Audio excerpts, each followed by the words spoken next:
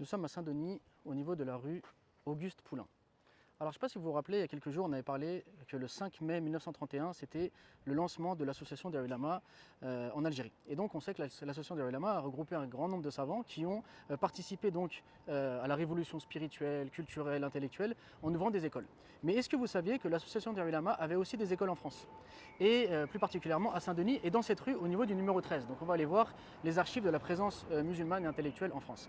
Et le shir donc, qui gérait cette école s'appelle le shir Saïd El-Bibeni. Alors il a une histoire bien particulière puisque ce shir donc il est né en 1908, à 14 ans il avait fini de mémoriser le Coran. Il a été envoyé par son père donc à la Zawiya de Aqbou où il a donc persisté dans les sciences jusqu'à maîtriser la aqida, la jurisprudence, la sira, etc. Et ensuite il est parti à l'école française. Donc il avait une double culture, une culture bien sûr arabe et musulmane et une culture française.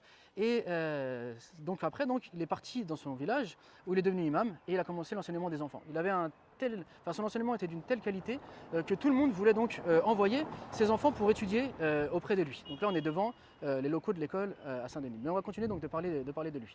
Alors il faut savoir donc comme il maîtrisait l'enseignement, qu'il avait modernisé l'enseignement, et bien tout le monde voulait donc que les enfants aillent étudier chez lui. Et donc il a eu une très bonne réputation.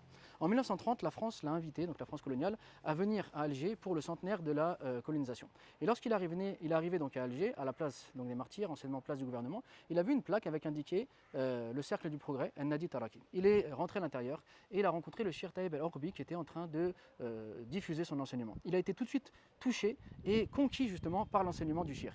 Et il a arrêté donc d'être imam. Il est parti à Constantine pour rencontrer Ibn Badis. Il a étudié auprès de lui et en 1936, quand Ibn Badis a voulu envoyer donc une délégation en France pour ouvrir des écoles, eh bien il a choisi entre autres le Shir Saïd El-Bibeni qui est venu à Saint-Denis, qui s'est installé à Saint-Denis et c'est ici là derrière cette porte, donc derrière dans ce bâtiment, le numéro 13, derrière cette porte, qu'il diffusait ses enseignements, qu'il enseignait donc la doctrine d'El-Islah. Donc voilà, on est ici sur les traces de la présence musulmane en France.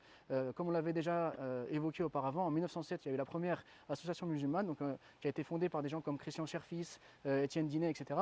En 1936, donc l'école de l'association des ulama qui est ouverte ici donc à Saint-Denis. Et en 1951, donc le centre culturel qui est fondé donc par le professeur Hamidullah, par Eva de Vitré, etc. Donc voilà, quand vous êtes à Saint-Denis, vous pouvez venir ici donc sur les traces de la présence musulmane en France et en particulier de l'association des ulama.